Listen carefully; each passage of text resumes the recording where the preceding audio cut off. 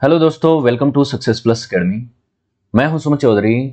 और दोस्तों, आज के इस वीडियो में हम बात करने वाले हैं कम्युनिज्म के बारे में, जिसे हिंदी में हम साम्यवाद कहते हैं, जो कि एक वामपंथी सामाजिक, राजनीतिक और आर्थिक विचारधारा है।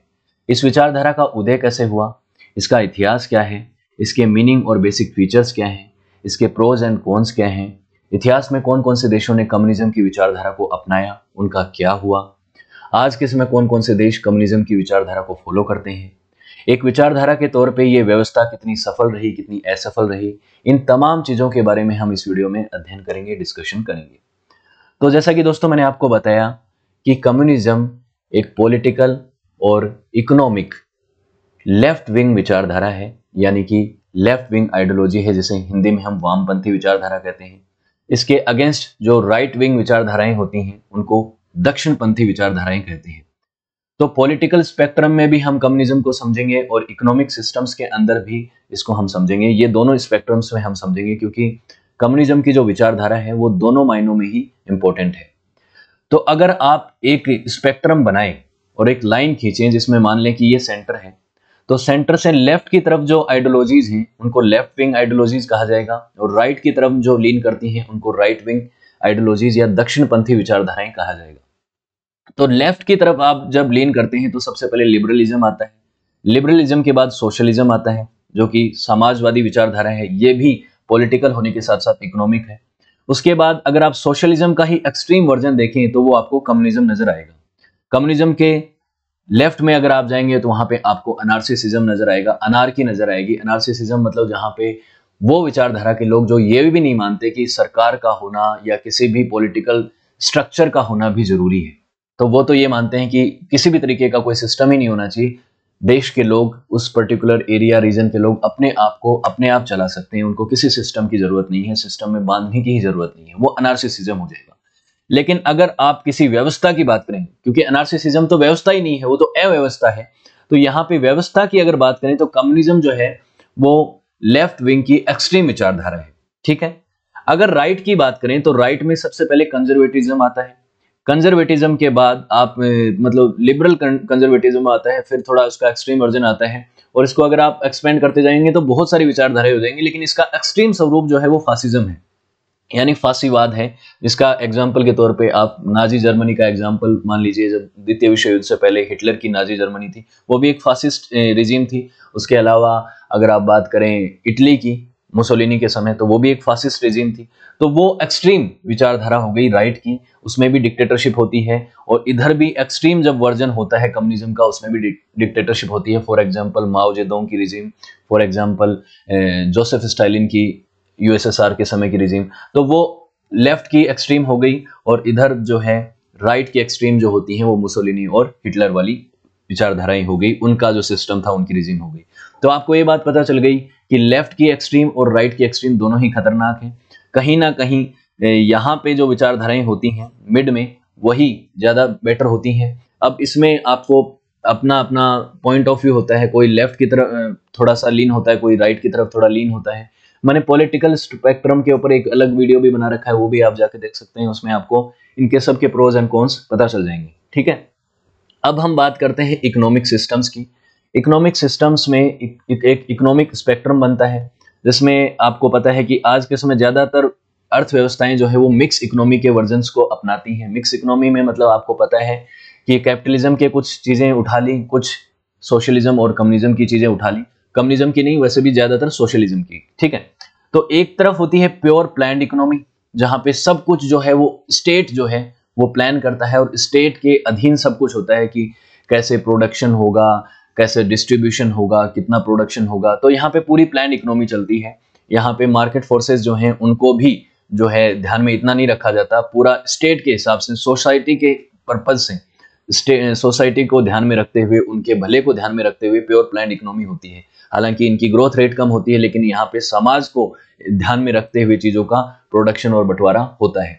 इसमें कम्युनिज्म जो है वो सबसे पहले आता है, मतलब प्योर प्लान्ड इकोनॉमी होती है। यहाँ पे हम कम्युनिज्म में ये चीज पढ़ेंगे भी। और दूसरी तरफ प्योर कंपटीशन यानी प्योर कैपिटलिज्म इसको मान सकते हैं। फ्री मार्केट फोर्सेस के ऊपर आधारित एक इकोनॉमिक व्यवस्था होती है, इसमें इस तरह से चीजें चलती हैं। तो अगर आप एग्जाम्पल के तौर पे देखें तो वेस्टर्न कंट्रीज में आपको यूएसए, यूके जैसे देश नजर आएंगे, वो जो हैं कैपिटलिज्म के बहुत ज्यादा करीब हैं। आज के समय वहां पे भी सोशलिज्म के बहुत सारे एलिमेंट्स को इस्तेमाल किया जाता है, सोशलिस्ट पॉलिसीज को अपनाया जाता है, लेकिन वो फिर भी जो है कैपिटलिज्म के बहुत करीब है। और अगर आप देखें प्योर प्लान्ड इकोनॉमी में तो नॉर्थ कोरिया बहुत इसके करीब है, चाइना इसके बहुत करीब है, क्योंकि सोशलिज्म की तरफ वो लीन होते हैं। वेनेजुएला, लाओस, ये जो देश हैं ये इस तरफ लीन हैं। और कुछ सेंटर की तरफ हैं, जैसे फ्रांस है, स्वीडन है, इवन इंडिया जो है वो इसी का एग्जाम्पल है, जो कि मिक्स इकोनॉमीज की जो प्रणाली है, इकोनॉमिक सिस्टम से उनको अपनाता है। तो एक तरफ हो गया सोशलिज्म और एक तरफ हो गया कैपिटलिज्म। कैपिटलिज्म की तरफ लीन जो होते जाएंगे, ज्यादा कैपिटलिस्ट होते चले जाएंगे, वो राइट हो गए, और जो सोशलिज्म की तरफ लीन होते चले जाएंगे, ज्यादा लीन होते चले जाएंगे, वो लेफ्ट की तरफ आ गए। कैपिटलिज्म और सोशलिज्म को हम पढ़ चुके हैं, कैसे सोशलिज्म का राइज हुआ और उसके अगेंस्ट में बाद में सोशलिज्म का जो है राइज हुआ। इन चीजों के बारे में हम पढ़ चुके हैं। अब हम बात करते हैं कम्युनिज्म के बारे में, और कम्युनिज्म का राइज कैसे हुआ, इसका मीनिंग क्या है, और इन तमाम चीजों के बारे में बात करते हैं। तो कम्युनिज्म या साम्यवाद एक फिलोसॉफिकल, सोशल, पॉलिटिकल और इकोनॉमिक आइडियोलॉजी है, जो कि इस तरह से स्थापित की गई कि सोसाइटी को जो है एक सोशियो इकोनॉमिक ऑर्डर के तहत स्थापित किया जाए, जिसमें जो रिसोर्सेज हैं किसी भी देश, किसी भी सोसाइटी या किसी भी ज्योग्राफिकल रीजन के, पर्टिकुलरली जहां पे वहां पे एक हुकूमत चलती है या एक सिस्टम चलता है, वहां पे रिसोर्सेज का की जो ओनरशिप है वो कॉमन होगी, कम्यून होगी, मतलब सभी लोगों को उसके ऊपर बराबरी का हक होगा। उसके बाद जो है साथ ही साथ यहाँ पे ये भी सुनिश्चित किया जाता है कि वहां पे सभी तरीके के जो क्लास, सोशल क्लासेस हैं वो अब्सेंट हो, मतलब सोसाइटी में किसी तरीके की हायरार्की ना हो, क्लास डिवीजन ना हो, है ना। जैसे कि कैपिटलिज्म में होता है कि एक ऊपर होते हैं कैपिटलिस्ट और नीचे होते हैं वर्कर क्लास। तो कैपिटलिस्ट के पास बहुत पूंजी होती है और वर्कर्स के पास पूंजी बहुत सीमित होती है, उनका एक्सप्लॉयटेशन भी होता है। क्यों? क्योंकि उनके पास बराबरी से बंटवारा नहीं होता है। लेकिन यहाँ पे कम्युनिज्म इस चीज को पूरी तरह से तोड़ देता है कि किसी भी तरीके का क्लास डिवीजन नहीं होगा, मनी के ऊपर चीजें नहीं होंगी, कि पैसा जो है वो इंपॉर्टेंट नहीं रहेगा। क्यों नहीं रहेगा? क्योंकि सबको बराबरी का बंटवारा जब हो गया है, जितनी नीड उनके पास है, तो पैसे की यहाँ पे जरूरत नहीं होगी। और स्टेट की भी कई जगह कम्युनिज्म में ऐसा है कि स्टेट जो है स्टेट एक तरह से किसी तरीके का डिविजनल स्टेट यहाँ पे नहीं होगा। तो इस तरह से चीजें होंगी। तो चाहे कैपिटलिज्म के बात करें, अगर कैपिटलिज्म बहुत एकदम इसका अपोजिट है। कैपिटलिज्म में आपको पता है कि किस तरीके की व्यवस्था होती है कि यहाँ पे प्राइवेट प्रॉपर्टी होती है, प्राइवेट प्रॉपर्टी हो गई, उस प्राइवेट प्रॉपर्टी पे मान लीजिए कैपिटलिस्ट ने अपनी फैक्ट्रीज या अपने उद्योगों को स्थापित कर लिया। अब ये कैपिटलिस्ट क्या करते हैं, इस पर्टिकुलर एरिया के अंदर, इस जगह पे प्रोडक्शन करने के लिए, अपनी मर्जी से प्रोडक्शन करने के लिए एम्प्लॉयज को हायर करते हैं, वर्कर्स को हायर करते हैं, उन वर्कर्स को सैलरी देते हैं, और सैलरी देने के बाद उनको कह देते हैं कि आप फ्री हो गए, यहाँ पे जो प्रोडक्ट बना है उसका मालिकाना अधिकार हमारा है, मतलब कैपिटलिस्ट का है, और वो उसको जैसे चाहे मार्केट में जिस कीमत पे चाहे उस तरह से बेच सकते हैं, और डिमांड एंड सप्लाई के हिसाब से उसकी कीमतें भी वो तय करते हैं। तो इस तरह से कैपिटलिज्म का राइज हुआ। हर बार मैं सोशलिज्म और कम्युनिज्म में पहले कैपिटलिज्म के बारे में क्यों बताता हूं? क्योंकि कैपिटलिज्म के अपोज में ही ये विचारधाराएं जो है इनका जन्म हुआ था। तो उसको समझना जरूरी है कि किस चीज का विरोध करने के लिए इनका जन्म हुआ था। तो कैपिटलिज्म का विरोध करने के लिए उठा था, इनका राइज हुआ था। तो कैपिटलिज्म की जो व्यवस्था उसे समझना जरूरी है। तो कैपिटलिज्म के आइडियाज को विरोध करने के लिए सोशलिज्म का राइज हुआ, और सोशलिज्म का ही एक्सट्रीम स्वरूप जो है वो कम्युनिज्म है। सभी तरीके के कैपिटलिज्म और प्राइवेट ओनरशिप को जो है कम्युनिज्म जो है वो खारिज करता है, उनको अपोज करता है। इस विचारधारा की शुरुआत जो है मेनली हुई थी कार्ल मार्क्स और फ्रेडरिक एंगल्स के द्वारा। वो दोनों लोग जिन्होंने शुरुआत में सबसे पहले जो है कम्युनिस्ट मैनिफेस्टो लिखा था, और यहाँ पे इन्होंने ये विचारधारा में ये एडवोकेट किया था कि जो भी रिसोर्सेज होते हैं, रिसोर्सेज जो हैं वो सोसाइटी के हैं, समाज के हैं, समाज के द्वारा उनको रेगुलेट किया जाना चाहिए, उनका इस्तेमाल किया जाना चाहिए, और समाज के लिए ही उनका इस्तेमाल किया जाना चाहिए। जैसे डेमोक्रेसी की परिभाषा दी थी ना अब्राहम लिंकन ने, through the people, by the people and for the people. ठीक है, तो उसी of the people, by the people and for the people, उसी तरीके से इन्होंने एक तरह से कम्युनिज्म के अंदर रिसोर्सेज के लिए ये चीज डिक्लेयर करी थी कि इस तरह से चीजों को रेगुलेट किया जाना चाहिए। एक फार लेफ्ट आइडियोलॉजी है, ये तो मैं आपको यहाँ पे बता ही चुका हूं। और ये आइडियोलॉजी ऐसा नहीं है कि कार्ल मार्क्स के द्वारा इसको पूरी तरह से शुरुआत की गई। इस तरीके के आइडियाज बहुत पहले से थे, एंशिएंट ग्रीक सोसाइटी के समय से थे, लेकिन एक सही स्वरूप जो है, एक प्रॉपर डेफिनेशन और प्रॉपर आइडियोलॉजी का इसका विकास और डेवलपमेंट किया कार्ल मार्क्स ने, जो कि एक जर्मन फिलोसोफर थे। उनकी बायोग्राफी और उनकी फिलोसॉफी को मैं पढ़ा चुका हूं, वो भी आप जाके देख सकते हैं। तो इन्होंने एक आइडिया दिया था, एक यूटोपियन स्टेट की जो है सोच रखी थी अपने कम्युनिस्ट मैनिफेस्टो में, जो कि 1848 में इन्होंने लिखा था। इसमें इन्होंने कहा था कि जो समाज के अंदर इनइक्वालिटीज हो गई है कैपिटलिज्म की वजह से, जब औद्योगिक क्रांति हुई उसके बाद कैपिटलिज्म का जो राइज हुआ उसकी वजह से समाज में जो बंटवारा हो गया है कि कैपिटलिस्ट लोग जो हैं वो अपने नीचे वाले वर्कर्स का एक्सप्लॉयटेशन करते हैं और समाज जो है क्लास में डिवाइड हो गया है और अमीर अमीर होते जा रहे हैं, गरीब गरीब होते जा रहे हैं। इस व्यवस्था को खत्म करना पड़ेगा और कम्युनिस्ट स्टेट की स्थापना करनी पड़ेगी। इनका कम्युनिस्ट स्टेट किस तरीके का होगा वो अभी आपको समझ में आ जाएगा जब इनकी आइडियोलॉजी को मैं आपको सामने समझाऊंगा। तो इन्होंने एक क्लास लेस सोसाइटी की बात करी कि समाज में किसी तरीके का क्लास के हिसाब से डिवीजन नहीं होना चाहिए, सभी को उनके लेबर का जो है फ्रूट मिलना चाहिए, उन जितना वो वर्क करते हैं उसका शेयर उनको मिलना चाहिए, ये चीज इन्होंने कही। और जब क्लास लेस सोसाइटी होगी तो कॉन्फ्लिक्ट लेस सोसाइटी हो जाएगी, जिसकी वजह से जो है चीजें जो हैं समाज के अंदर बेहतर हो जाएंगी। समाज जो है वो बहुत इक्विटेबल हो जाएगा, वहां पे किसी तरीके का एक्सप्लॉयटेशंस नहीं होगा और अमीरी और गरीबी जैसी चीजें नहीं होंगी। इस तरह से कम्युनिज्म का इन्होंने आइडिया रखा और कम्युनिज्म के प्रोमिनेंट फिगर के तौर पे ये सबसे पहले लिए जाते हैं इनका नाम। और विश्व इतिहास के अगर आपको टॉप 10 इन्फ्लुएंशियल लोगों की लिस्ट बनानी हो तो उसमें भी इनका नाम आ जाएगा, इतने इन्फ्लुएंशियल फिगर माने जाते हैं कार्ल मार्क्स। उसके अतिरिक्त ये कई पॉपुलर फिगर हुए हैं कम्युनिज्म में। आप व्लादिमीर लेनिन का नाम आपने सुना होगा, जिन्होंने सोवियत यूनियन की स्थापना करी थी।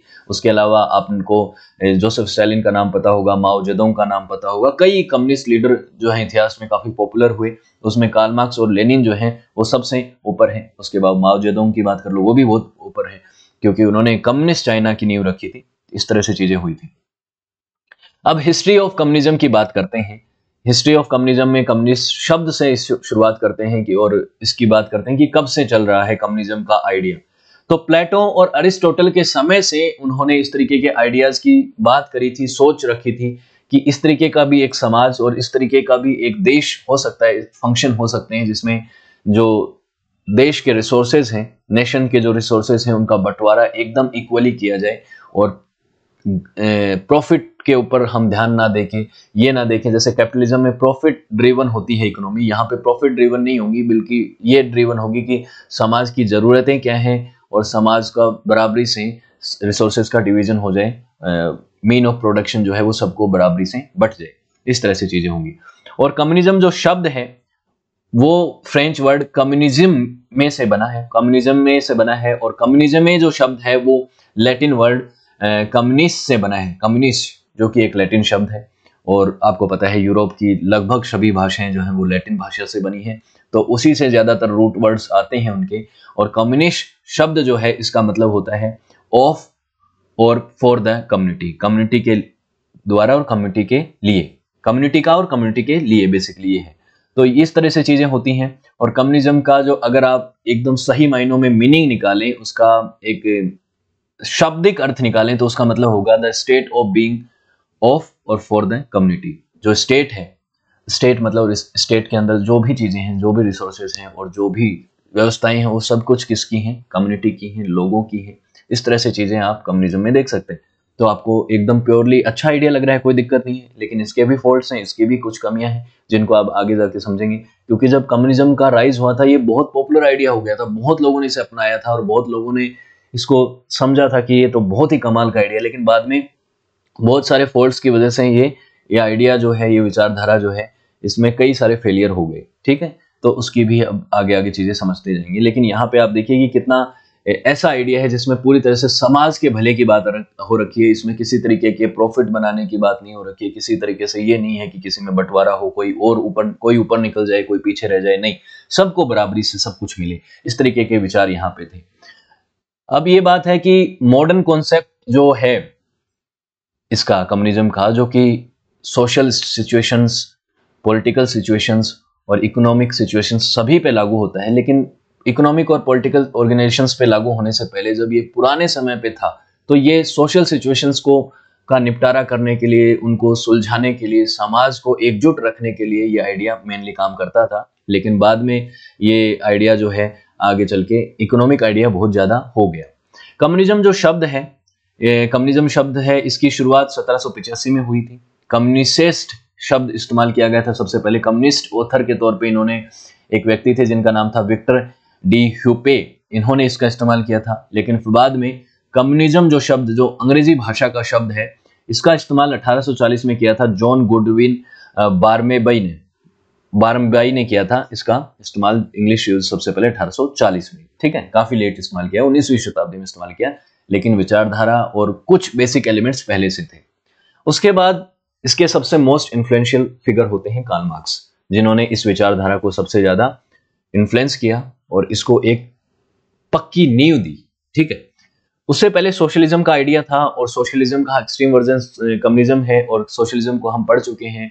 रॉबर्ट ओवेन, फोरियर जैसे कई लोगों ने, साइमन जैसे कई लोगों ने इसके बारे में विचारधारा दी, और उन्होंने कहा था कि सोसाइटी को इस तरह से होना चाहिए कि कैपिटलिज्म को, एक रॉबर्ट ओवेन जो कि एक खुद कैपिटलिस्ट थे, एक तरह से कैपिटलिस्ट किस तरह से थे, सोशलिस्ट भी थे, कैपिटलिस्ट भी थे, क्योंकि वो फैक्ट्रीज के ओनर थे, मिल फैक्ट्रीज थी उनकी टेक्सटाइल की।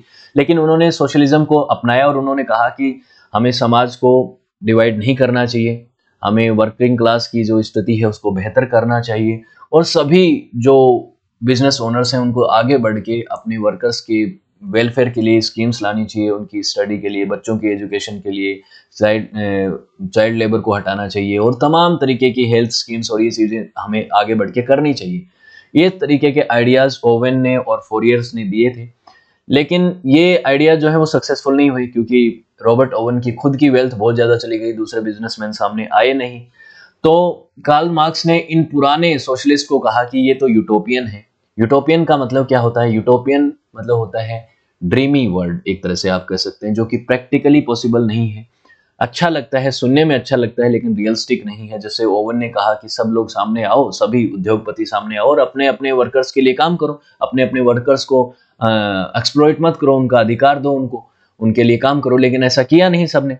तो इसलिए कार्ल मार्क्स ने कहा कि ऐसा सीधा सीधा होने वाले नहीं है। ये उद्योगपति जो हैं ये तो लालची हैं और ये समाज की जो गरीब तबका है, जो पुअर क्लास है, उसका शोषण ही करेंगे। ये कभी भी जो है उनका भला नहीं सोचेंगे। इसलिए उन्होंने कहा कि ये जो पुराने सोशलिस्ट हैं, इनकी जो विचारधाराएं हैं वो यूटोपियन हैं, वो नहीं पॉसिबल हैं, और समाज का बंटवारा ऑलरेडी हो चुका है। और जो अपर क्लास है, जो कि जिसको उन्होंने बुर्जुआसी कहा, जो कि कैपिटलिस्ट है, वो पुअर क्लास का, वर्कर्स का शोषण कर रहे हैं, और उसको बदलने के लिए व्यवस्था का बदलना जरूरी है, एक आंदोलन का होना जरूरी है, ऐसा इन्होंने कहा। सबसे पहले उन्होंने 1848 में ये बात जो है कम्युनिस्ट मैनिफेस्टो में लिखी। इनके एक और कोलैबोरेटर थे फेडरिक इंगल्स, उन्होंने और इन्होंने मिलकर कम्युनिस्ट मैनिफेस्टो लिखा था, और उसमें उन्होंने कहा था कि एक साइंटिफिक सोशलिज्म आएगा, और साइंटिफिक सोशलिज्म में क्या होगा कि एक बहुत बड़ी क्रांति होगी, संघर्ष के बाद एक बहुत बड़ी क्रांति होगी, और उस क्रांति के बाद जो है एक कम्युनिस्ट स्टेट की स्थापना होगी। ये बात इन्होंने कही थी। कैसे होगी उसकी भी अभी मैं आपसे आगे बात करूंगा। लेकिन इनके आइडिया जो हैं वो इनके जीवित रहते इतने पॉपुलर नहीं हुए और कोई कम्युनिस्ट स्टेट बना नहीं। 1883 में इनकी डेथ हो गई, लेकिन इनके आइडियाज इनकी मृत्यु के बाद बहुत पॉपुलर हुए, इनकी किताबें बहुत बिकी और बहुत पॉपुलर फिगर बन गए ये यूरोप में, और सब जगहों पे इनके आइडियाज को, इनकी किताबों को पढ़ा गया और इनके कम्युनिस्ट आइडियाज के ऊपर विचार किया गया। और कम्युनिज्म के आइडियाज को आगे ले जाने वाले लोगों में लेनिन और माओ जेडुंग जैसे लोग जो हैं आगे आके 20वीं शताब्दी में काफी पॉपुलर हुए, और उन्होंने कम्युनिस्ट आइडिया को एक प्रैक्टिकल स्वरूप दिया। ठीक है, तो इन्होंने ये किताबें लिखी थी, कम्युनिस्ट मैनिफेस्टो और दास कैपिटल जैसी किताबें लिखी थी, और इसमें इन्होंने अपनी कम्युनिस्ट विचारधारा को, अपनी फिलोसॉफी के एंगल को समझाया। इन्होंने कहा कि देखिए सबसे पहले तो कौन कौन लोग हैं और उनका क्या क्या होगा। कैपिटलिज्म के बारे में इन्होंने बताया कि देखिए किस तरीके का सिस्टम है। मार्क्स को हिसाब से कैपिटलिज्म जो है वो ना केवल एक इकोनॉमिक सिस्टम है बल्कि एक पॉलिटिकल सिस्टम भी है। क्यों? क्योंकि जो बड़े उद्योगपति हैं, बड़े उद्यमी हैं, वो राजनीति को इन्फ्लुएंस तो करते ही हैं। तो राजनीति को जब वो इन्फ्लुएंस करते हैं तो राजनीतिक प्रोटेक्शन भी उनको मिलता है, और उस प्रोटेक्शन का वो फायदा उठा के क्या करते हैं कि समाज के नीचे वाले तबके को जो है उनको शोषित करते हैं, क्योंकि क्लास स्ट्रगल चल रहा है सोसाइटी में ऊपर। अगर आप पिरामिड को देखें, कैपिटलिज्म के पिरामिड को देखें, जो कि कम्युनिस्ट और सोशलिस्ट लोगों ने उसकी क्रिटिसिज्म में बनाया कि सबसे ऊपर तो पूंजी है, पूंजीपतियों के लिए और कैपिटलिस्ट स्वरूप के अंदर सबसे ऊपर तो पूंजी है।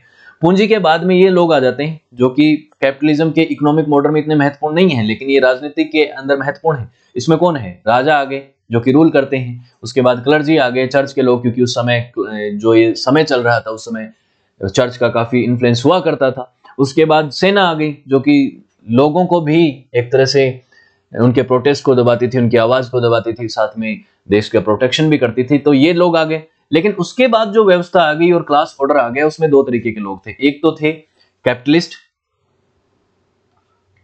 जो कि फैक्ट्रियों के मालिक थे, और नीचे आ गए वर्कर्स जो कि वर्क करते थे, काम करते थे। अब ये वर्कर्स काम करते थे, दिन रात मेहनत करते थे, सुबह से लेकर रात तक काम करते थे। इनकी वर्किंग कंडीशंस बहुत खराब थी, लेकिन उसके बावजूद भी ये काम करते थे। लेकिन इनको मेहनताना बहुत कम मिलता था, बहुत कम इनको वेजेस मिलते थे, बहुत कम सैलरी मिलती थी। लेकिन इनकी मजबूरी थी यहाँ पे काम करना, क्योंकि भूखमरी से मर जाएंगे अदरवाइज। तो इनकी मजबूरी थी, उस मजबूरी का फायदा ये कैपिटलिस्ट उठाते थे, और ये फायदा उठा के इनको एक्सप्लॉइट करते थे, इनसे पूरा काम करवाते थे, इनको सैलरी कम देते थे, इनके हेल्थ केयर की ध्यान नहीं रखा जाता था, चाइल्ड लेबर यहाँ पे होता था, यहाँ पे इवन कोई सेफ्टी नॉर्म्स का ध्यान नहीं रखा जाता था। तो गरीब जो है वो तो गरीब ही रह रहा था दिन रात मेहनत करने के बावजूद भी, और इन जिनके लिए मेहनत कर रहे थे वो अमीर होते जा रहे थे, और क्रोनिक कैपिटलिज्म बढ़ रहा था। इसी को कार्ल मार्क्स ने अपनी फिलोसफी में बताया कि देखिए ये जो बुर्जुआसी हैं, बुर्जुआसी यानी कैपिटलिस्ट जो अमीर हैं उनको बुर्जुआसी नाम दिया। एक ये टर्म जो है ये जर्मन शब्द है, और जो गरीब हैं उनको प्लूटोरिएट कहा। ठीक है, जो वर्किंग क्लास उनको प्लूटोरिएट कहा। तो दो भागों में समाज बटा हुआ है, कार्ल मार्क्स ने ये बताया, और इतना बटा हुआ है कि प्लूटोरिएट्स का कंटिन्यूअसली एक्सप्लॉयटेशन हो रहा है, उनका शोषण होता जा रहा है, और उसका शोषण का फायदा उठाकर ये अमीर जो है वो अमीर होते जा रहे हैं। साथ ही एक आइडियोलॉजिकल कंट्रोल भी है, क्योंकि ये जो बुर्जुआसी हैं ये बहुत इन्फ्लुएंशियल लोग हैं, ये पॉलिटिक्स को भी इन्फ्लुएंस करते हैं।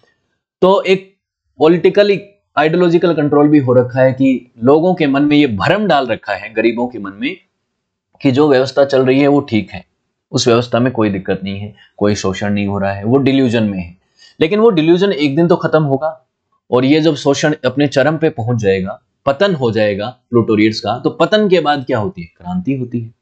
और पतन के बाद की जो क्रांति होगी, तो उसमें इन्होंने कहा कि प्लूटोरिएट्स का नंबर एक दिन इतना बढ़ जाएगा, इतना बढ़ जाएगा कि एक स्पॉन्टेनियस रिवॉल्यूशन हो जाएगा, अचानक से एक बहुत बड़ी क्रांति हो जाएगी। उस क्रांति का नतीजा ये होगा कि ये प्लूटोरिएट्स जो हैं बुर्जुआसियों से उनकी सत्ताएं छीन लेंगे, उनकी कंपनियां, उनकी फैक्ट्रियां, उनकी वेल्थ सब कुछ छीन लेंगे, और उसके बाद डिक्टेटरशिप ऑफ प्लूटोरिएट्स स्थापित होगी। डिक्टेटरशिप ऑफ प्लूटोरिएट्स मतलब समाज के गरीबों की एकदम हुकूमत यहाँ पे हो जाएगी, और समाज के अंदर सभी चीजों का बंटवारा जो है वो बराबरी से हो जाएगा। अब ये चीज प्रैक्टिकली पॉसिबल है क्या?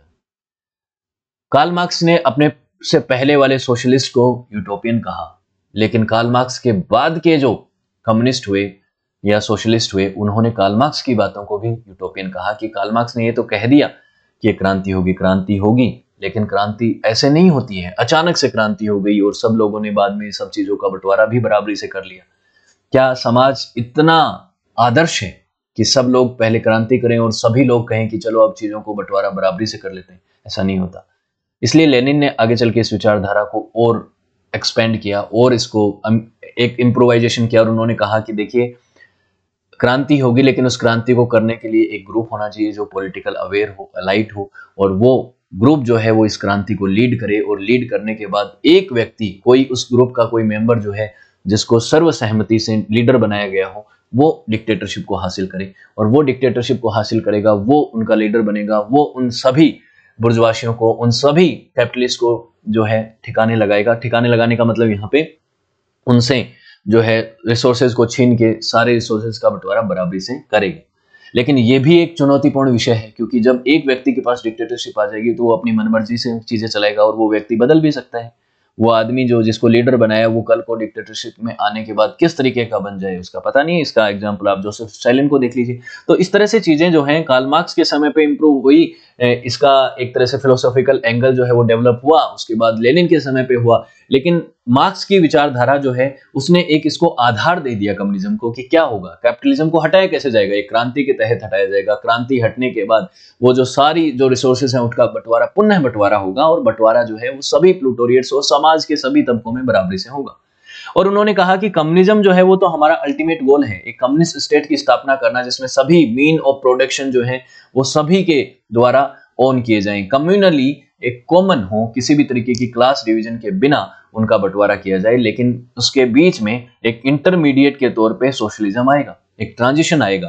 क्योंकि कोई भी चीज जो होती है, आप सीढ़ी से अगर छत पे आपको चढ़ना है तो आप सीधा नहीं जंप करके चढ़ते हैं, सीढ़ी पर सीढ़ी चढ़ते हैं। उसी तरह से सोशलिज्म जो है उसका मध्यम जो है एक इंटरमीडिएट ट्रांजिशन है। आप सोशलिज्म के रास्ते होते हुए कम्युनिज्म के ऊपर पहुंचेंगे, क्योंकि सोशलिज्म का एक्सट्रीम स्वरूप ही क्या है, कम्युनिज्म है। ये बातें इन्होंने कही, ये कार्ल मार्क्स की फिलोसॉफी थी जिसमें इन्होंने सारी चीजों को एक्सप्लेन किया कि किस तरह से एक्सप्लॉयटेशन हो रहा है, क्लास स्ट्रगल हो रहा है, और किस तरह से वो क्रांति ला के हमें जो है प्लूटोरिएट्स की हुकूमत को स्थापित करना है, प्लूटोरिएट्स के जो साथ जो मिसबिहेव हो रहा है, उनका एक्सप्लॉयटेशन हो रहा है, उसको समाप्त करना है। उसके बाद कार्ल मार्क्स की डेथ हो गई 1883 में। कार्ल मार्क्स के बाद कार्ल मार्क्स के आइडियाज जो पॉपुलर हुए, इसको फॉलो करने वाले एक बहुत बड़े व्यक्ति थे जिनका नाम था व्लादिमीर लेनिन, वो रशियन थे। उसके बाद क्या होता है कि 1917 में अर्ली 20th सेंचुरी में प्रथम विश्व युद्ध के दौरान ही रशिया के अंदर एक अपराइजिंग हुई, एक सिविल वॉर सा हो गया था। सबसे पहले एक क्रांति हुई जो 2 चरणों में हुई, पहले फरवरी मार्च में हुई, उसके बाद अक्टूबर नवंबर में हुई। तो पहला जो चरण था उसका, उसमें तो रशिया के अंदर जो रशियन एम्पायर था, उस रशियन एम्पायर के जार को, जो कि उसका एम्परर या किंग हुआ करता था, उसको हटाया गया, उसको हटा दिया। तो हटाने के बाद पहले अलग अलग तरीके की सत्ताएं हुई, रिपब्लिकन गवर्नमेंट, और अलग अलग तरीके के विचार रखे गए। लेकिन फिर अक्टूबर महीने में एक और क्रांति हुई जो कि व्लादिमीर लेनिन के द्वारा लीड करी गई, उसको अक्टूबर रिवॉल्यूशन कहते हैं। वो रेडिकल मार्क्सिस्ट के द्वारा लीड करी गई थी। रेडिकल मार्क्सिस्ट कौन थे? मार्क्सिस्ट वही व्लादिमीर लेनिन भी मार्क्सिस्ट ही थे, मार्क्स को की विचारधारा को फॉलो करते थे। हालांकि उन्होंने बाद में मार्क्स की विचारधारा को अडॉप्ट किया था और अपनी विचारधारा स्थापित कर दी थी। तो उन्होंने पावर को हासिल किया 1922 में और सोवियत यूनियन की नींव रखी। सोवियत यूनियन, यूएसएसआर जिसको कहा जाता है, वो दुनिया के इतिहास का पहला एक कम्युनिस्ट स्टेट बना। और इस क्रांति को जिसके थ्रू ये सोवियत यूनियन बना, उसको बोल्शेविक रिवॉल्यूशन भी कहते हैं। बोल्शेविक्स कहा जाता था जिन कम्युनिस्ट ने ये क्रांति करी थी, तो बोल्शेविक रिवॉल्यूशन हुआ। तो जहां पे पहले इंपीरियल रशियन टेरिटरी हुआ करती थी, वहां पे अब क्या हुआ, एक Soviet union, union of Soviet socialist Republic बना, जो कि एक कम्युनिस्ट स्टेट था। आज ये नहीं है, 1991 में इसका डिसॉल्व हो गया, ये फॉल कर गया और 15 देशों में टूट गया। आज इसके सक्सेसर स्टेट के तौर पे रशिया को देखते हैं आप। लेकिन ये तमाम देश, जिसमें रशिया, जॉर्जिया, यूक्रेन, बेलारूस, ये तमाम देश जो हैं वो इसका पार्ट हुआ करते थे उस समय। बहुत बड़ा एक पॉलिटिकल एंटिटी था ये। तो इसकी नींव रखी गई और उसके बाद ये जो है सोवियत यूनियन चलने लग गया। तो इस तरह से चीजें चली। लेकिन कैसे चली? क्योंकि मार्क्स ने क्या कहा था कि प्लूटोरिएट्स का एक रिवॉल्यूशन होगा और प्लूटोरिएट्स जो है वो पूरी तरह से पूरी सत्ता को काबिज कर लेंगे। उन्होंने किसी तरह से कोई स्टेट की बात नहीं करी थी कि कोई एक राज्य स्थापित होगा, राज्य जो है उसमें कोई लीडर होगा, इस तरीके की बातें कही नहीं। लेकिन यहां पे जब लेनिन सत्ता में आए और लेनिन ने उस विचारधारा को समझा, तो उन्होंने मार्क्सिस्ट थ्योरी का वैनगार्डिज्म कर दिया। वैनगार्डिज्म मतलब क्या होता है? बेसिकली इन्होंने ये कहा कि देखिए ऐसा है, मार्क्स की विचारधारा ठीक है, एक क्रांति होगी, लेकिन उस क्रांति को लीड करने के लिए कुछ समझदार लोगों का होना जरूरी है, पॉलिटिकल इनलाइटन एलाइट लोगों का होना जरूरी है, क्योंकि हर कोई क्रांति को सीधा नहीं चला सकता। और अगर क्रांति हो भी गई और एक स्पॉन्टेनियस रिवॉल्यूशन हो गया, तो उसके बाद रिसोर्सेज का बंटवारा बराबरी से नहीं होगा, अनार्की हो सकती है। और ताकतवर लोग जो हैं उसमें भी, क्योंकि प्लूटोरिएट्स में भी कुछ ताकतवर होंगे, कुछ कमजोर होंगे, और वो ताकतवर लोग फिर जो हैं उस रिसोर्सेज का अपने पास रख लेंगे और फिर कमजोर लोग जो हैं वो पीछे रह जाएंगे। ये बात होती है, ये बात भी ठीक है। तो इन्होंने क्या कहा कि किसी समझदार व्यक्ति को, जिसको लोग अपना लीडर समझ सकें, जो पॉलिटिकली इनलाइटन हो, उस व्यक्ति को जो है उन लोगों का लीडर बन के इस क्रांति को लीड करना पड़ेगा, और लीड करने के बाद आगे चल के उन प्लूटोरिएट्स की तरफ से हुकूमत को अपने पास रखना पड़ेगा, और इन द बिहाफ ऑफ प्लूटोरिएट्स उसको डिक्टेटर बनना पड़ेगा। और इसकी जिम्मेदारी रशिया के अंदर किसको दी गई? यहाँ पे लेनिन को दी गई। वो मास लीडर थे, उनको सब लोग पसंद भी करते थे, जो भी कम्युनिस्ट थे उन्होंने सब ने इनको अपना लीडर मान लिया। और उसके बाद वो जब कम्युनिस्ट क्रांति हुई तो इन्होंने अपने हाथ में सत्ता ले ली, और इन्होंने कम्युनिज्म के जो आइडियाज हैं उनको ठीक ठाक तरीके से अपनाया और चलाया भी, और अच्छे लीडर के तौर पे उनकी पहचान की गई अगर सोवियत यूनियन की बात करें। और उसके बाद जब इनकी डेथ हो गई तो उसके बाद जो व्यक्ति इनकी जगह सत्ता में आया, जो डिक्टेटर ऑफ प्लूटोरिएट बना, वो था जोसेफ स्टालिन, जो कि एक विलेन साबित हुआ सोवियत यूनियन के लिए और कम्युनिस्ट विचारधारा के लिए भी एक बहुत बड़ा सेटबैक साबित हुआ। क्यों? क्योंकि इस व्यक्ति ने जब प्लूटोरिएट्स की तरफ से डिक्टेटरशिप को हासिल किया तो उसके बाद इसने अपनी मनमानी शुरू कर दी। इसने अपने राज्य को और अपनी सत्ता को ताकतवर बनाने के लिए लोगों का बहुत बड़े स्केल पे प्रोसिक्यूशन किया, बहुत बड़े स्तर पर शोषण किया, और शोषण किया कि भले ही वो जो पूरा जो स्टेट है उसकी जो पूरी जो रिसोर्सेज हैं उसका बंटवारा ये अपनी मर्जी से करता था, अपने हिसाब से चलती थी, लेकिन चीजें यहाँ पे नहीं थी। कुछ इसके जो करीबी लोग थे वो यहाँ पे ताकतवर होते जा रहे थे, लोगों को मजबूरन फैक्ट्रीज में काम करवाया जा रहा था, ज्यादा वर्किंग हाउस तक उनको काम करवाया जा रहा था, और ज्यादा वर्किंग हाउस में जैसे कैपिटलिज्म में बहुत ज्यादा शोषण हो रहा था, उससे भी ज्यादा यहाँ पे शोषण हो रहा था। क्यों?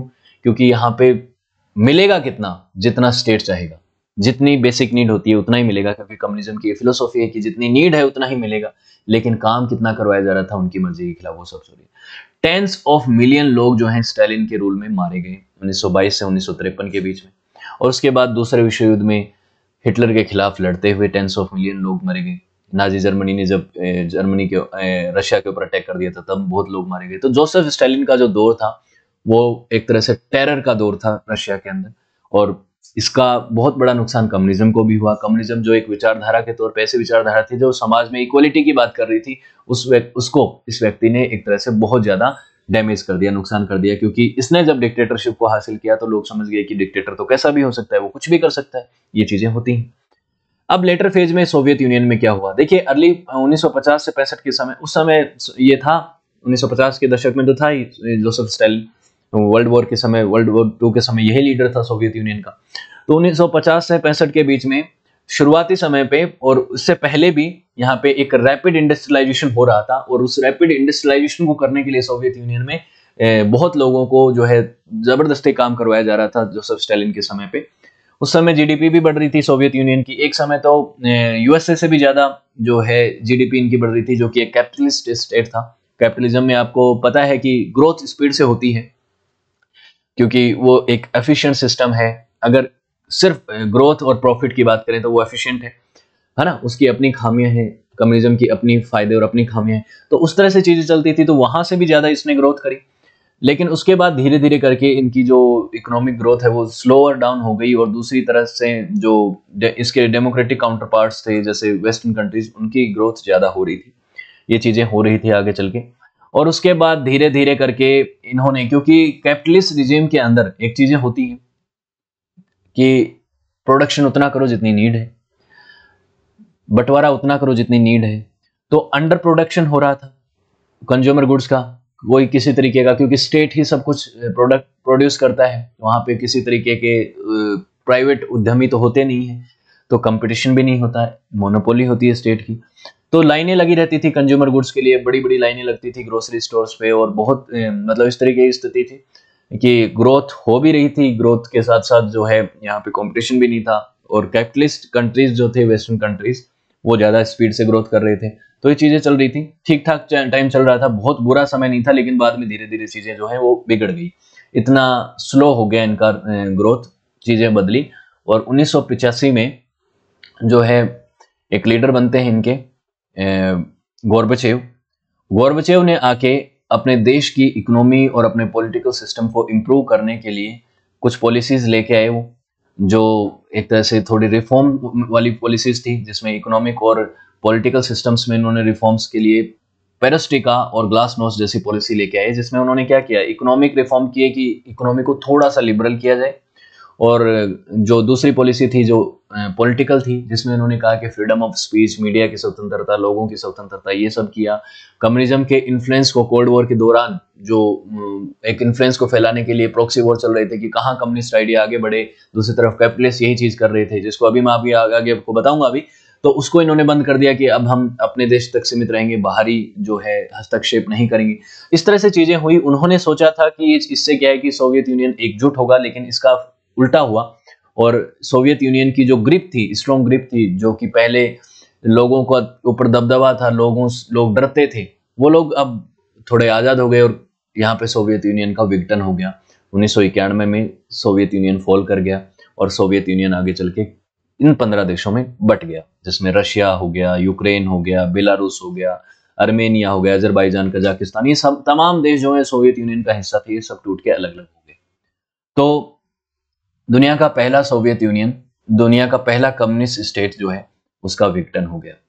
और उस दौरान कोल्ड वॉर भी चल रहा था। कोल्ड वॉर 1991 में सोवियत यूनियन के विघटन के बाद ही समाप्त हुआ। कोल्ड वॉर क्या था? कोल्ड वॉर के बारे में सेपरेटली मैं वीडियो बना चुका हूं, लेकिन यहाँ पे मैं डिटेल में थोड़ा सा हल्का आपको बता देता हूँ ब्रीफली कि दूसरा विश्व युद्ध जब समाप्त हुआ तो दो विश्व है जो दो धड़ों में बट गया। एक तरफ थे कैपिटलिस्ट जिनका लीडर था यूएसए, यूके, और दूसरी तरफ थे कम्युनिस्ट जिनका लीडर था सोवियत यूनियन।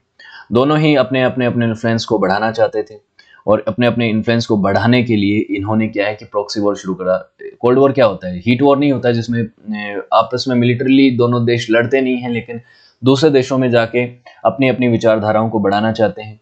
और विचारधारा को इस तरह से बांटना चाहते थे कि यूरोप भी दो भागों में बट गया था, जिसको विंस्टन चर्चिल ने कहा था कि एक आयरन कर्टेन बन गया है, जिसके एक तरफ कैपिटलिज्म है, एक तरफ कम्युनिज्म है।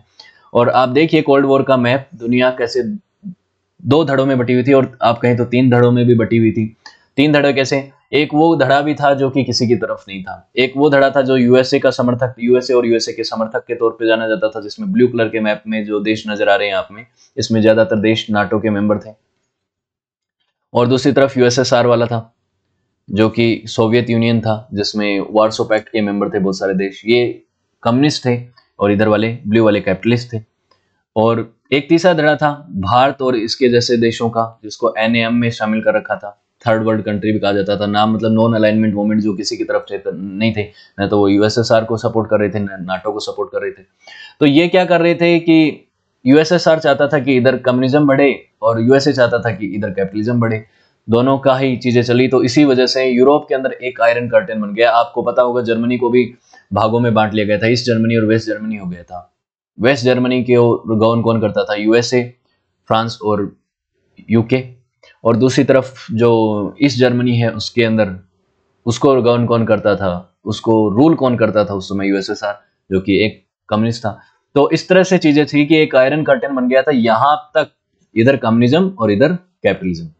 इसी को आयरन कर्टेन कहा था विंस्टन चर्चिल ने।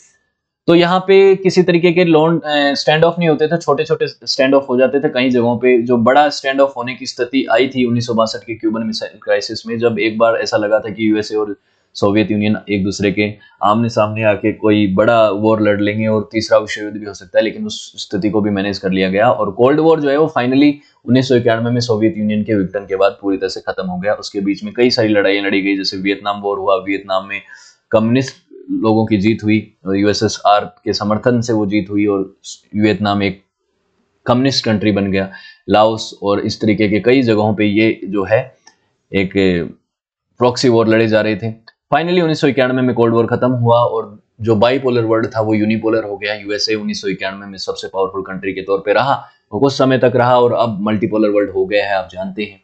तो इस तरह से उस दौर में कम्युनिज्म जो है उसकी 1991 में अगर सोवियत यूनियन के विघटन को देखें तो कैपिटलिस्ट्स की जीत हुई, यूएसए की जीत हुई, और कम्युनिज्म की हार हुई एक तरह से। अब चाइना की बात करें, कम्युनिज्म चाइना में कब आया, कैसे आया?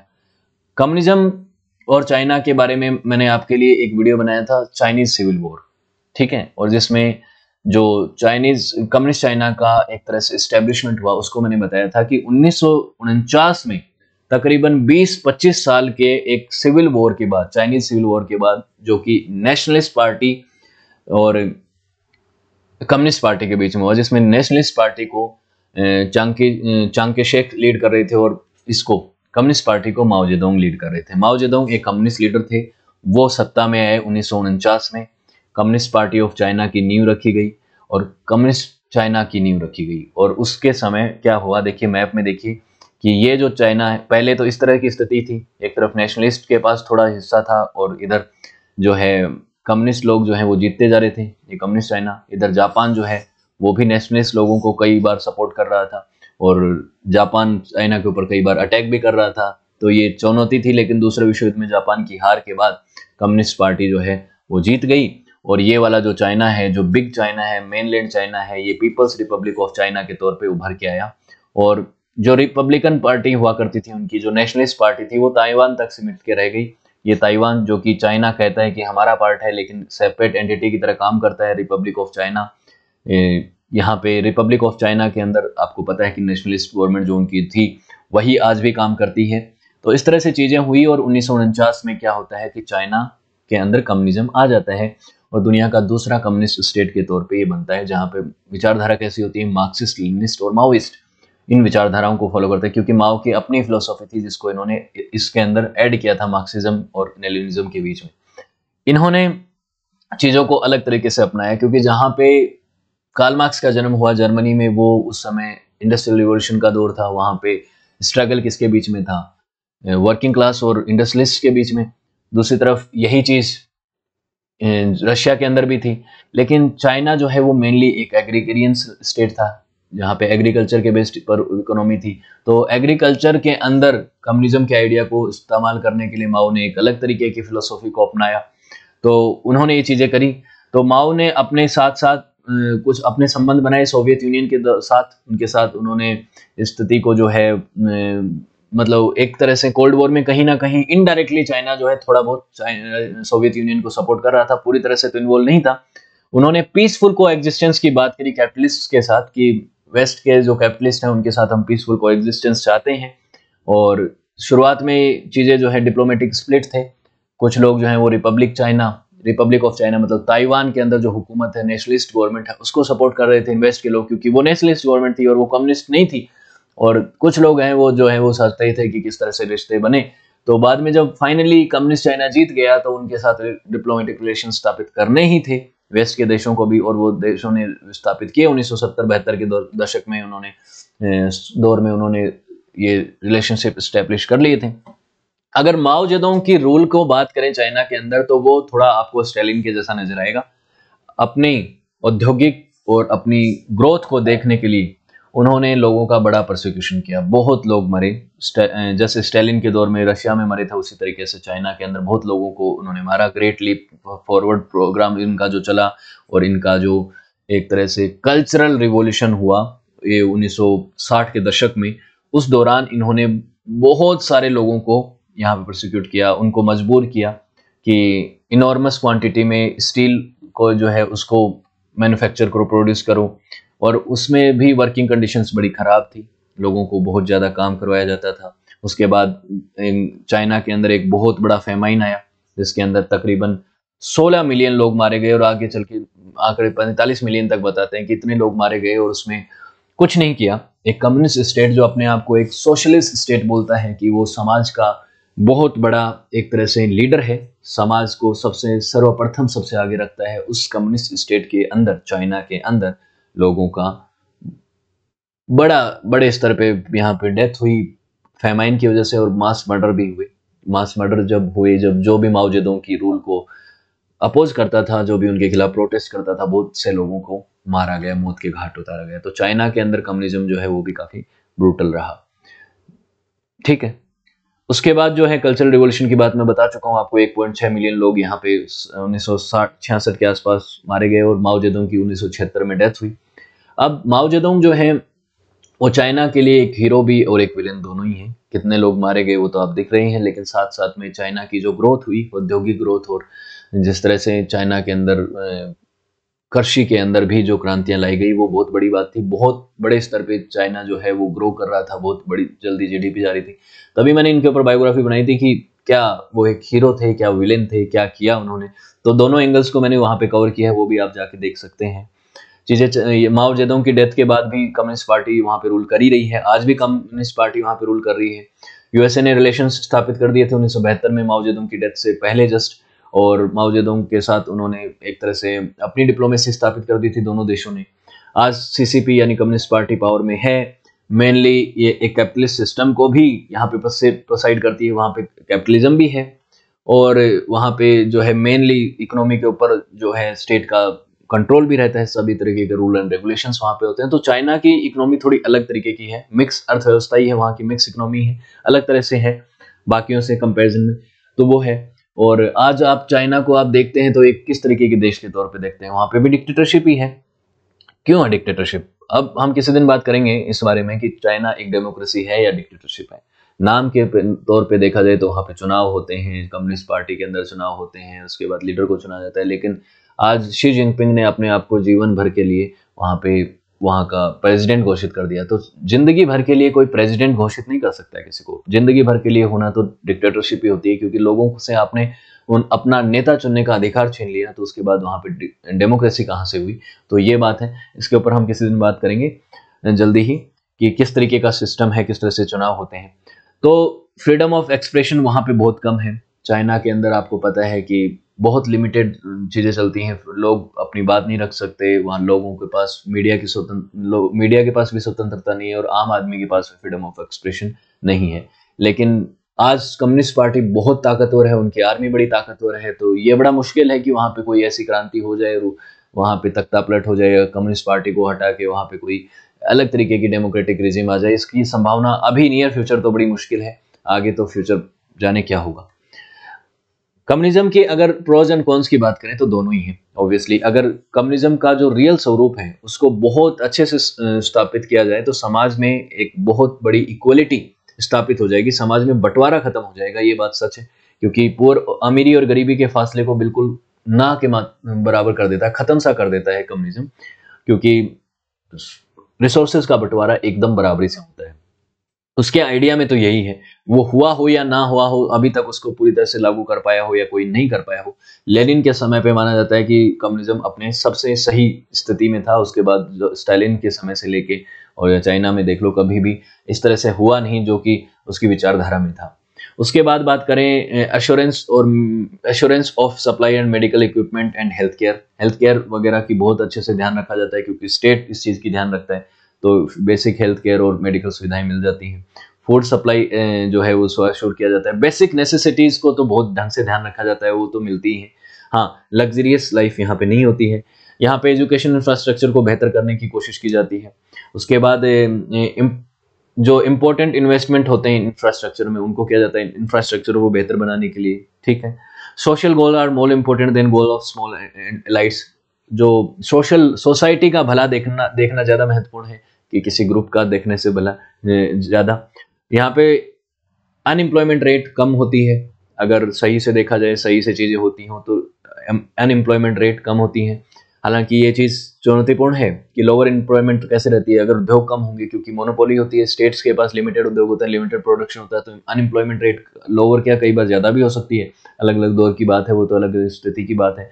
मे improve the overall safety level in country, ठीक है, सेफ्टी लेवल को बढ़ाता है। क्यों? क्योंकि कैपिटलिज्म के अंदर आपको देखा ये बहुत बड़ी दिक्कत थी कि कैपिटलिस्ट अपनी मनमर्जी से सेफ्टी फीचर्स का ध्यान नहीं रखते थे, वर्कर्स की स्थिति का ऊपर ध्यान नहीं देते थे, लेकिन यहाँ पे स्टेट इस चीज़ को अश्योर करता है कि वहाँ के सेफ्टी लेवल्स अच्छे हों।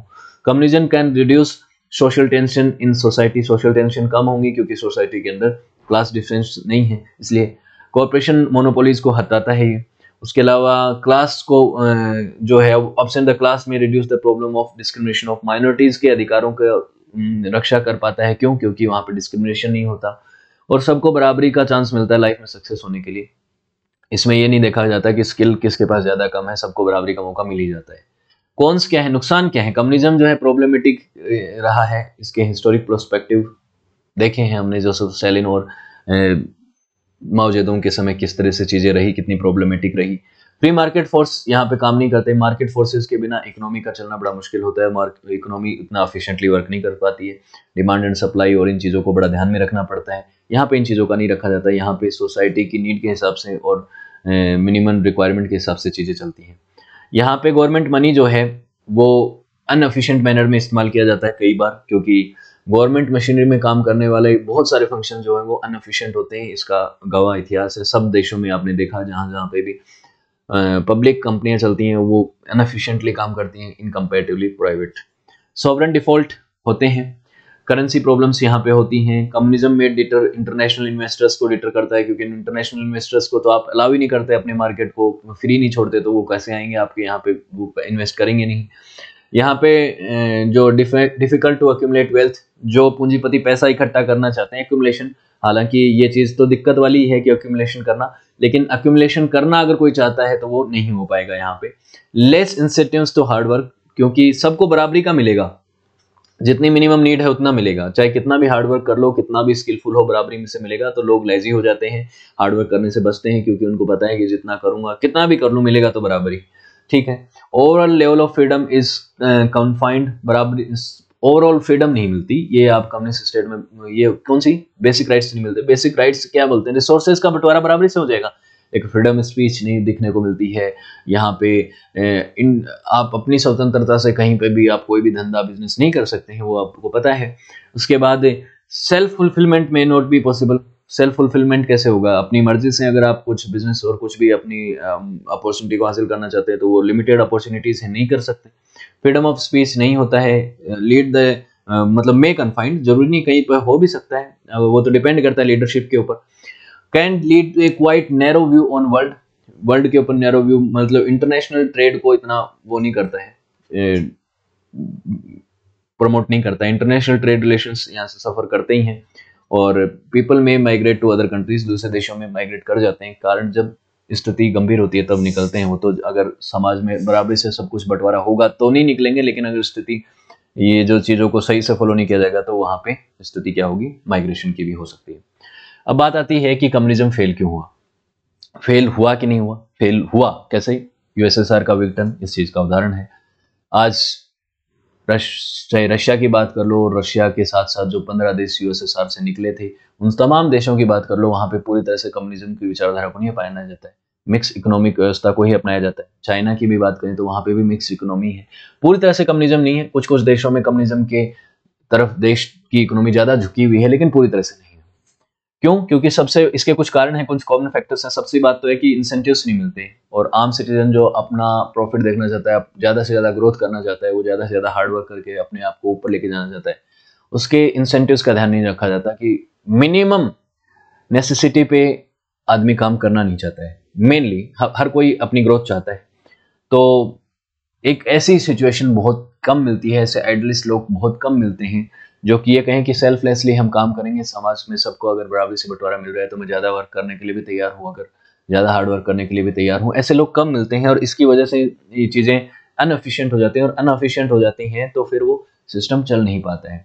दूसरी बात है, मार्केट फोर्सेस पे इकोनॉमी काम नहीं करती है। पता नहीं है कि कौन सी चीज़ को ज़्यादा प्रोड्यूस करना है, कौन सी को कम प्रोड्यूस करना है, किसकी डिमांड ज़्यादा है, किसकी सप्लाई कम है, क्यों बेसिक नेसेसिटी के ऊपर ध्यान दिया जाता है मेनली, तो इसलिए वो चीज़ भी काम नहीं करती है। उसके बाद सेंट्रलाइज प्लानिंग होती है। सेंट्रल प्लानिंग जब होती है, सिर्फ सेंटर से देश की जो राज व्यवस्था है, जो उसकी पॉलिटिकल सिस्टम है, वही सब कुछ गवर्न करता है, और डिसेंट्रलाइजेशन ऑफ पावर नहीं होता है, तो जिसकी वजह से वो अनएफिशिएंट हो जाता है और वो पूरी तरह से हर चीज़ को रेगुलेट कर नहीं पाते हैं, जिसकी वजह से ओवरऑल होलिस्टिक ग्रोथ नहीं हो पाती है। ये चीज़ें हैं। कई बार तो ऐसी चीज़ें मिलती हैं कि इतना इनएफिशिएंट सिस्टम होता है कि ग्रोथ डेटा जो है वो भी पूरी तरह से एरर प्रोन हो जाता है, इतना एरर प्रोन हो जाता है कि फिर ग्रोथ कैसे करेंगे आप। अगर प्रोग्रेस तो तभी कर सकते हैं जब आपके पास पूरे डेटा हो, और उन डेटा का सही तरीके से एनालिसिस करके सही तरीके से उसका इस्तेमाल किया जाए। तो इस तरह से कम्युनिज्म का फॉल हुआ। कंसंट्रेशन ऑफ पावर भी एक बहुत बड़ा कारण रहा कि पावर जब सिर्फ ऊपर के एक हिस्से के पास हो जाएगी तो वो हिस्सा जो है वो अपनी मनमानी करता है, कई बार वो करप्ट भी हो जाता है, अनएफिशिएंट भी हो जाता है। करप्शन और लेजीनेस की वजह से, इन सभी तमाम रीजंस की वजह से कम्युनिज्म जो है वो फॉल कर गया। और जो कॉन्स के अंदर मैंने आपको इसकी कमियां बताई, वो सभी कमियां जो हैं वो इसके कारक बनी, इसके फेल होने की वजह से। आज कौन कौन से देश हैं जो कम्युनिज्म को फॉलो करते हैं? चाइना कम्युनिज्म को फॉलो करता है, कम्युनिस्ट पार्टी है वहां पे, लेकिन उसके इकोनॉमिक मॉडल को देखें तो वो पूरी तरह से कम्युनिस्ट इकोनॉमिक मॉडल नहीं है, जो कि उसकी मेन फिलोसॉफी का हिस्सा हुआ करती थी। Cuba, Laos, north Korea, Vietnam, ये तमाम देश, ये कुछ देश जो आपको नजर आ रहे हैं, बहुत गिनती के ही हैं ऐसे तो। ये जो है यहाँ के ऑफिशियल गवर्नमेंट जो है वो कम्युनिस्ट गवर्नमेंट्स हैं यहाँ पे। और पूरी तरह से ये मार्क्स की जो फिलोसॉफी है, मार्क्स के जो विचार थे कम्युनिज्म को लेकर, उस तरह से नहीं, लेकिन एक तरह से कुछ हद तक ये जो है मानते हैं। अगर आज 2020 के हिसाब से देखें, कम्युनिज्म और सोशलिज्म के विचारों को जो खूब फॉलो करते हैं, जो थोड़ा स्लाइटली झुके हुए हैं, तो भारत का भी नाम आता है, क्योंकि भारत के अंदर भी बहुत सारी ऐसी पॉलिसीज होती हैं जो समाज के भले के लिए, वेलफेयर स्कीम्स वगैरह, सब्सिडीज वगैरह, हेल्थ केयर वगैरह, फ्री हेल्थ केयर, ये सब चीज़ें देने के लिए देश की सरकार कोशिश करती है। तो इसमें एक सोशलिस्ट मॉडल दिखता है भारत का। हालांकि 1991 से पहले हम और ज़्यादा सोशलिज्म की तरफ झुके हुए थे, इकोनॉमिक मॉडल की तरफ। 1991 के एलपीजी रिफॉर्म्स के बाद हम कैपिटलिज्म की तरफ शिफ्ट हुए थोड़ा। हमने अपनी इकोनॉमी को थोड़ा लिबरल किया, चीज़ें इस तरह से हुई। लेकिन बहुत सारी स्कीम्स अभी भी हम सोशलिज्म की अपनाते हैं। और जो मार्क्सिस्ट, लेनिनिस्ट और इस तरीके के स्टेट्स के तौर पे देखें तो आपको कुछ स्टेट्स नजर आएंगे, जिसमें सबसे ज़्यादा चाइना और इन देशों का नाम आता है, लाओस वगैरह, इन देशों के नाम आते हैं। कुछ साउथ अमेरिका महाद्वीप के जो देश हैं, सेंट्रल अमेरिका, मैक्सिको, ये देश भी जो हैं कम्युनिज्म और इस तरीके के सोशलिज्म के आइडियाज़ को फॉलो करते हैं। यहाँ पे आपका ये हो गया, क्यूबा हो गया, इन देशों के अंदर आपको चीज़ें नजर आती हैं। सोशलिज्म और कम्युनिज्म के ऊपर में देखिए, तीनों के विचारधाराओं के ऊपर, सोशलिज्म, कम्युनिज्म और जो आपका कैपिटलिज्म है, उनमें तीनों में मैं आपको अंतर पहले भी बता चुका हूँ, फिर भी मैं आपको बता देता हूँ कि देखिए, ये चीज़ें आपको सोशलिज्म और कम्युनिज्म के आप ये देख सकते हैं कि सोशलिज्म जो है उसका एक्सट्रीम वर्जन ही कम्युनिज्म है। और आप सोशलिज्म के अंदर थोड़ी बहुत प्रॉपर्टी रख सकते हैं, प्राइवेट प्रॉपर्टी हो सकती है आपके पास, लेकिन प्राइवेट प्रॉपर्टी का कॉन्सेप्ट ही नहीं होता कम्युनिज्म के अंदर तो। और अगर आप बात करें तीनों का कंपैरिजन की, वैसे तो सेपरेट वीडियो में बना चुका हूँ, वो जाके देखेंगे तो आपको बहुत अच्छे से समझ में आएंगी चीज़ें। लेकिन कैपिटलिज्म में टोटल प्राइवेट ओनरशिप होती है, सोशलिज्म में लिमिटेड होती है, और कम्युनिज्म में बिल्कुल ही नहीं होती है। यहाँ पे मार्केट फोर्सेस के हिसाब से जो है मार्केट काम करता है, इकोनॉमी काम करती है कि कितना प्रोडक्शन होगा, कैसे होगा, कितना सप्लाई होगा। सोशलिज्म में गवर्नमेंट और प्राइवेट एंटिटीज मिलके तय करती हैं, और सोसाइटी को ही ध्यान में रखकर किया जाता है, और यहाँ पे पूरी तरह से सेंट्रल गवर्नमेंट के हाथ में होता है। कैपिटलिज्म में क्लास डिस्टिंक्शन होता है, क्योंकि ऊपर कैपिटलिस्ट, नीचे वर्कर्स, यहाँ पे लिमिटेड क्लास डिस्टिंक्शन होता है सोशलिज्म में। और कम्युनिज्म में तो क्लास डिस्टिंक्शन हो ही नहीं सकता, इनकी तो फिलोसॉफी ये है, तो वो डिस्टिंक्शंस रखते नहीं। यहाँ पे प्रोडक्शन जो है वो प्रॉफिट के लिए होता है कैपिटलिज्म में, यहाँ पे सोशल नीड्स के लिए होता है सोशलिज्म में। और कम्युनिज्म में प्रोडक्शन जो है वो बेसिक नीड्स को सुनिश्चित करने के लिए होता है, कि जो नीड है वही बनाएंगे, ज़्यादा एक्स्ट्रा कुछ बनाने की जरूरत नहीं है। कैपिटलिज्म के मेन फिगर के तौर पे एडम स्मिथ को जाना जाता है, कम्युनिज्म में कार्ल मार्क्स को जाना जाता है, और सोशलिज्म में चार्ल्स फोरियर को जाना जाता है। इन दोनों को डिटेल में पढ़ चुके हैं, चार्ल्स फोरियर को जल्दी ही पढ़ेंगे। तो होपफुली चीज़ें आपको क्लियर हुई होंगी। कम्युनिज्म, सोशलिज्म, कैपिटलिज्म, तीनों को ढंग से डिटेल में पढ़ चुके हैं। तीनों के अलग अलग हमने अंतर भी देखे, प्रोज एंड कॉन्स देखे, उनके सारे हमने एंगल देखे, फिलोसॉफिकल एंगल, उनके हिस्ट्री और उनके ओरिजिन से लेके। तो अगर वीडियो अच्छे लगे आपको तो लाइक कीजिएगा, शेयर कीजिएगा, सक्सेस प्लस एकेडमी की एप्लीकेशन को डाउनलोड कीजिएगा मोस्ट इंपॉर्टेंटली, क्योंकि यहाँ पे आपको इन वीडियोस की पीडीएफ मिल जाएंगी, इनसे रिलेटेड वीडियो लेक्चर्स मिल जाएंगे। अगर आपका कोई डाउट हो, देखिए स्टडी मटेरियल में आप फ्री वाली पीडीएफ आपको मिल जाएंगी ना, वहाँ पे जाके आप इन पीडीएफ डाउनलोड कर सकते हैं। और अगर आप घर बैठे तैयारी करना चाहते हैं अपने कॉम्पिटिशन एग्जाम्स की, तो यहाँ पे इन कोर्सेज को भी आप परचेस कर सकते हैं बहुत अप्रोप्रिएट प्राइस में। कोई भी डाउट हो, कोई आपको पीडीएफ ना मिले या किसी तरीके का कोई सजेशन हो, तो आप चैट सेक्शन के माध्यम से मुझसे यहाँ पे कांटेक्ट कर सकते हैं, आपका मोस्ट वेलकम है। ओके, तो सक्सेस प्लस एकेडमी के सभी प्लेटफॉर्म्स के साथ जुड़े रहिएगा। वीडियो को अंत तक देखने के लिए आप सभी का शुक्रिया। मिलते हैं अगले वीडियो।